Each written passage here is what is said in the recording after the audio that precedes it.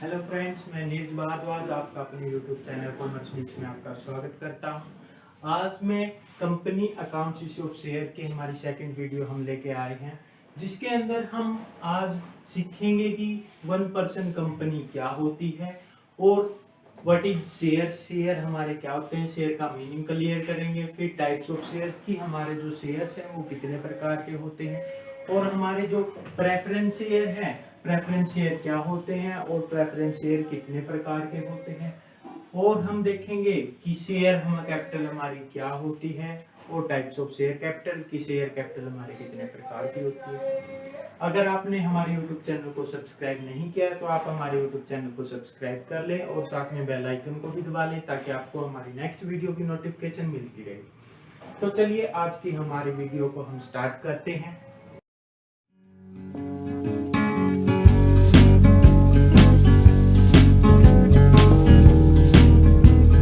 हमारा टॉपिक है कि 1% कंपनी यानी कि ओपीसी होती क्या है।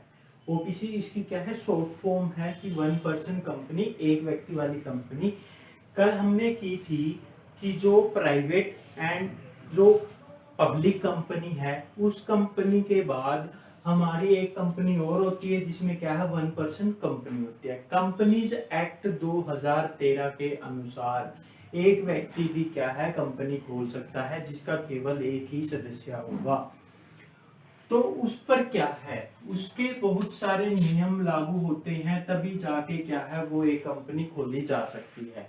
तो वो नियम कौन कौन से हैं? सबसे पहला हमारा नियम है कि इसके जो सदस्य है, जो इसका सदस्य होगा वो क्या है, इंडिया का नागरिक यानी कि रेसिडेंट ऑफ इंडिया होना चाहिए, भारत का नागरिक होना चाहिए। भारत का अगर नागरिक नहीं होगा तो वो क्या है, ओपीसी यानी कि 1% कंपनी नहीं खोल सकता। दूसरा हमारा नियम है कि इसकी जो चुकता अंश पूंजी है, चुकता अंश पूंजी इसकी कितनी होनी चाहिए, 50 लाख इसकी क्या है पूंजी कैपिटल लगाएगा। इसे कैपिटल लगाकर क्या है ये कंपनी स्टार्ट की जा सकती है। तीसरा है कि ये क्या है कि इसकी जो टर्नओवर है यानी कि 3 वर्षों की इसकी वार्षिक औसत सेल यानी कि इसकी जो बिक्री है वो कितनी होनी चाहिए, 2 करोड़ होनी चाहिए। 2 करोड़ से अगर अधिक होगी तो वो क्या है ओपीसी कंपनी, हम उसको नहीं बोल सकते, वो ओपीसी कंपनी नहीं होगी। फिर एक इसका उद्देश्य, जो इसका उद्देश्य होगा वो क्या होना चाहिए, इसका उद्देश्य क्या है, व्यवसायिक कार्यों के लिए, यानी कि जो ओपीसी खोली जाएगी वो व्यवसायिक कार्यों के लिए खोली जाएगी, न कि कोई दान करने के उद्देश्य से खोली जाएगी। और जो इसमें जो परिवर्तन है यानी कि इसके अंदर जो चेंजेस हम लेके आना चाहते हैं, यानी कि ओपीसी को हम प्राइवेट या पब्लिक कंपनी में अगर ट्रांसफर कराना चाहते हैं तो 2 वर्ष तक यानी कि 2 साल तक हम क्या है इसको चेंज नहीं कर सकते। 2 साल के अंदर तब चेंज किया जा सकता है जब क्या है हमारी जो टर्नओवर है वो 2 करोड़ से ऊपर चली गई हो, तब जाके हम क्या इसको चेंज कर सकते हैं। अगर हमारा इसका मीनिंग क्लियर हो गया तो हम अपना नेक्स्ट टॉपिक स्टार्ट करते हैं, जिसका जो हमारा नेक्स्ट टॉपिक है कि शेयर क्या होते हैं। कि जो कंपनी की कैपिटल है, कंपनी की कैपिटल क्या है, छोटे छोटे भागों में डिवाइड होती है। कंपनी की कैपिटल छोटे छोटे भागों में जब डिवाइड होती है, उन छोटे छोटे भागों को ही हम क्या बोलते हैं, शेयर बोलते हैं। अगर हम एग्जाम्पल की बात करें तो क्या होगा, एग्जाम्पल हम ये मान के चलो कि कंपनी की जो कैपिटल है, कैपिटल कितनी है, 50,000 है, और कंपनी का एक शेयर की वैल्यू कितनी है, कंपनी के एक शेयर की वैल्यू 100 रुपए है। तो कंपनी ने कितने शेयर इशू कर रखे होंगे, तो कंपनी ने शेयर इशू कर रखे होंगे 500 शेयर।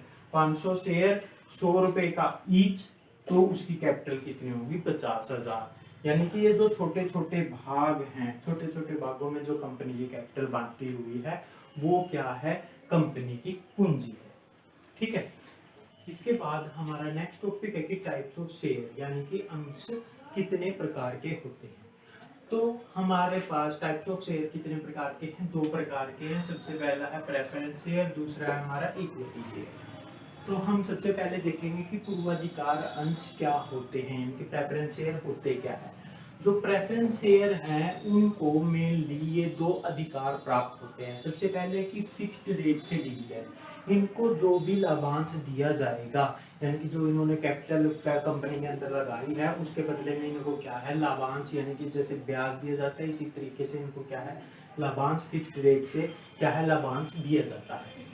और फिर क्या है कि जब कंपनी बंद होने वाली है या कंपनी का समापन होने वाला है तो उस टाइम पे इनको पूंजी पाने का सबसे पहले अधिकार है। इनकी सबसे पहले जो कैपिटल है वो दी जाएगी। इक्विटी से भी पहले क्या है प्रेफरेंस शेयर को कैपिटल दी जाएगी। इसके बाद हमारा दूसरा टाइप है कि जो इक्विटी शेयर है वो इक्विटी शेयर होते क्या। तो इक्विटी शेयर जिसके पास होते हैं एक तरीके से ये कंपनी के स्वामी होते हैं। इनको क्या है, इनको सबसे बाद में लाभांश लेने का अधिकार है और सबसे बाद में ही इनको जब कंपनी में कैपिटल सेल होगी तो भी कंपनी बंद होगी तो उस टाइम पे क्या है सारी पूंजी इनकी उसी टाइम वापस होगी, यानी कि सबसे अंत में इनको मिलेगी। और क्या है, इनको वोटिंग राइट होता है, ये कंपनी को चलाने वाले होते हैं। इन जो प्रेफरेंस शेयर है प्रेफरेंस को कभी भी वोटिंग राइट नहीं है और ना ही ये क्या है मीटिंग्स में भाग लेते। इक्विटी शेयर होल्डर वो है जो वो हर एक प्रकार की मीटिंग में भाग लेते हैं। फिर इसके बाद है कि जो प्रेफरेंस शेयर है प्रेफरेंस शेयर हमारे कितने प्रकार के होते हैं। तो सबसे पहले हमारा प्रेफरेंस शेयर है क्युमुलेटिव प्रेफरेंस शेयर, यानी कि संचयी, जो मतलब कि हर साल क्या है संचय होते रहते हैं। जैसे कि अगर हो सकता है कि कई बार क्या है कंपनी को ज़्यादा लॉस हो जाता है तो उस टाइम पे कंपनी लाभांश नहीं दे पाती, तो इनका जो लाभांश है वो क्या है यानी कि क्युमुलेट यानी कि संचय होता रहता है। यानी कि इस साल अगर उनको डिविडेंड नहीं दिया तो उनको क्या है अगले नेक्स्ट ईयर उनका जो भी उनका डिविडेंड बनेगा पिछले साल का जो एरियर है वो भी इनका क्या है सारा का सारा दे दिया जाएगा, इसलिए इसको बोला गया क्युमुलेटिव प्रेफरेंस शेयर। इसके बाद हमारा नेक्स्ट आता है कि non cumulative preference share. Non cumulative preference share क्या होगा, गैर संचयी, यानी कि जो संचित नहीं होता। इसके अंदर तो क्या था कि कंपनी का लॉस हो जाता है तो उस टाइम पे अगर उनको नहीं दिया जाता वो क्या है संचित हो जाता था यानी कि क्युमुलेट हो जाता था। लेकिन इसके अंदर क्या है उनका संचय नहीं होता, यानी कि जब कंपनी को प्रॉफिट होता है तभी क्या है उनको लाभांश दिया जाएगा वरना इनको लाभांश नहीं दिया जाएगा। फिर है कि पार्टिसिपेटिंग प्रेफरेंस शेयर यानी कि भागयुक्त प्रेफरेंस शेयर। भागयुक्त प्रेफरेंस जो भागयुक्त जो पूर्वाधिकार अंश है वो क्या होते हैं, यानी कि इनको जो फिक्स्ड रेट से इंटरेस्ट दिया जाता है वो तो दिया ही जाता है। फिक्स्ड रेट से इंटरेस्ट देने के बाद जो इक्विटी शेयर होल्डर को भी जब हमने क्या है इंटरेस्ट जो डिविडेंड दे दिया, इनको देने के बाद भी अगर कुछ प्रॉफिट बच जाता है तो उस प्रॉफिट में से कुछ निश्चित दर से इसको जो लाभांश है डिविडेंड है दोबारा से पाने का अधिकार है। इसलिए इसको बोला गया है कि भाग योगदान पार्टिसिपेटिंग, जो बाकी बच जाता है प्रॉफिट, जो प्रॉफिट बच जाता है सभी को देने के बाद फिर भी उसमें से क्या है इनको दोबारा से हिस्सा दिया जाता है। और non participating preference share, non participating preference share में क्या है भाग युक्त, यानी कि इसका डिफरेंट इसका दूसरा और इसका अपोजिट है कि इनको क्या है इस तरीके का कोई भी अधिकार प्राप्त नहीं होता, यानी कि जो प्रॉफिट बच गया है वो उस प्रॉफिट में से इनको दोबारा से इनको कोई भी हिस्सा नहीं दिया जाएगा, इसलिए इसको बोला गया है अभागयुक्त यानी कि नॉन पार्टिसिपेटिंग प्रेफरेंस शेयर। इसके बाद आता है हमारा रिडीमेबल प्रेफरेंस शेयर, यानी कि शोधनीय। नाम से ही पता चल रहा है कि रिडीमेबल, जो रिडीम किए जा सकते हैं, यानी कि कंपनी के अपने जीवन काल में क्या है इनकी पूंजी वापस कर दी जाएगी, तो इसलिए इसको बोला गया रिडीमेबल प्रेफरेंस शेयर। इसके बाद आता है irredeemable preference share. Irredeemable preference share क्या है, इनको अपनी कैपिटल तभी वापस की जाएगी जब कंपनी का समापन हो रहा होगा, यानी कि समापन के टाइम पे ही क्या है इनको रिडीम किया जाएगा, इससे पहले आप रिडीम नहीं कर सकते। लेकिन इसको क्या है आप पहले ही रिडीम कर सकते थे। यानी कि जैसे कि कंपनी को क्या है बहुत ज़्यादा प्रॉफिट हुआ, बहुत ज़्यादा प्रॉफिट होने के बाद कंपनी ने सोचा कि प्रेफरेंस शेयर को क्या है इनकी कैपिटल वापस दे दी जाए। तो जो रिडीमेबल है उनको तो वापस दी जा सकती है, लेकिन इरिडीमेबल को क्या है जब कंपनी का समापन होगा, जब कंपनी बंद होगी, उसी टाइम पे क्या है इनको पैसा वापस दिया जाएगा। इसके बाद आता है हमारा convertible preference share. Convertible preference share क्या है? नाम से ही पता चल रहा है कि जो कन्वर्ट हो सकता है, यानी कि जो ऐसे प्रेफरेंस शेयर जिसको क्या है हम अंश पूंजी यानी कि समता अंश में यानी कि इक्विटी शेयर में चेंज कर सकते हैं, तो वो हमारे क्या हो गए कन्वर्टेबल प्रेफरेंस शेयर। और नॉन कन्वर्टेबल जिसको हम क्या है अपरिवर्तनीय पूर्वाधिकार अंश, जिसको हम क्या है किसी जो इक्विटी शेयर में चेंज नहीं कर सकते। नाम से ही पता चल रहे हैं, नाम से ही हमें क्या है सारे के सारे ये मीनिंग क्लियर हो रहे हैं। इसके बाद आता है हमारा नेक्स्ट टॉपिक।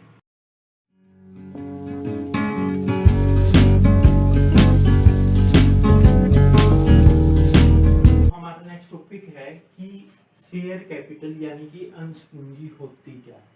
तो अंश पूंजी क्या है? जब कंपनी अपने क्या है शेयर इशू करती है, शेयर इशू करने से जो उसको राशि प्राप्त होगी, जो उसको पैसे प्राप्त होंगे, वो आपकी क्या कहलाएगी? शेयर कैपिटल कहलाएगी। यानी कि कंपनी को अंश निर्गमन करने से जो आपको प्राप्त हो रहा है वो आपकी क्या है?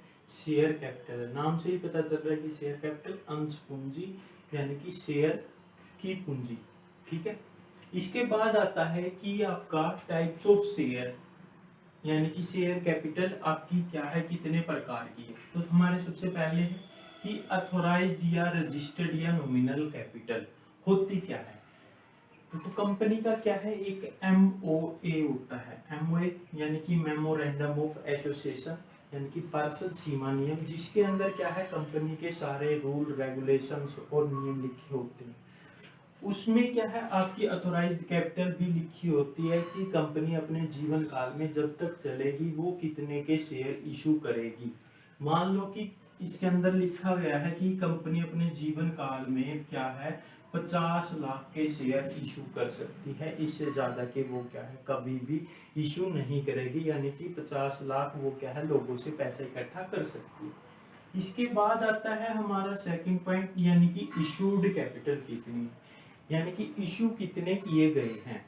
यानी कि उसकी अथोराइज तो 50 लाख है, वो 50 लाख क्या है इशू कर सकती है, लेकिन कंपनी क्या है कई बार क्या करते हैं कि पूरे की पूरी अमाउंट क्या है वो इशू नहीं करती, उससे कम अमाउंट क्या है वो इशू करती है।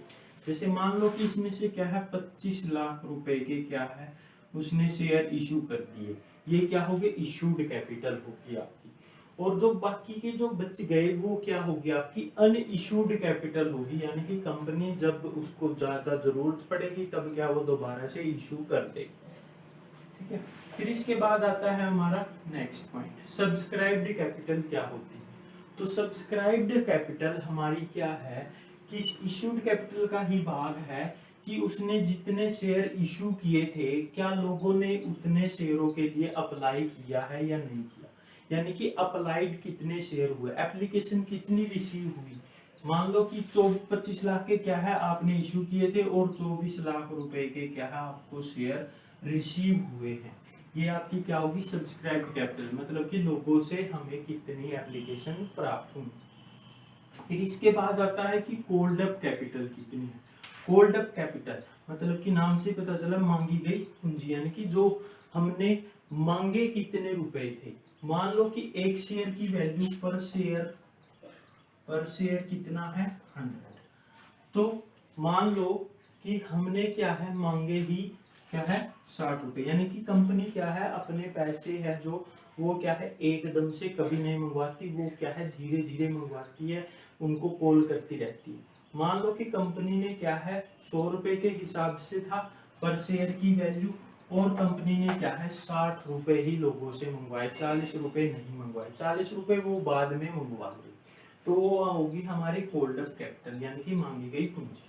फिर इसके बाद आता है हमारा नेक्स्ट कि पेड अप कैपिटल कितनी है, लोगों ने पे कितना किया, यानी कि मांगे तो हमने 60 थे लेकिन हमें लोगों ने कितना पे किया।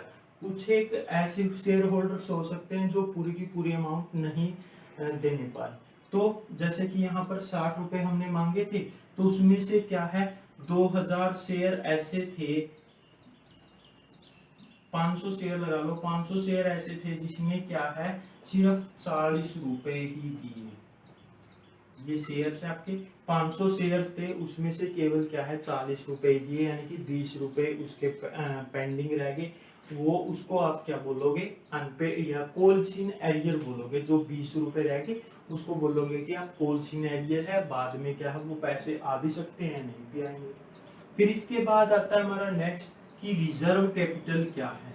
हम क्या है भविष्य हमारा अनिश्चित होता है, तो हम क्या सोचते हैं कि हम कुछ न कुछ रिजर्व करके रखें।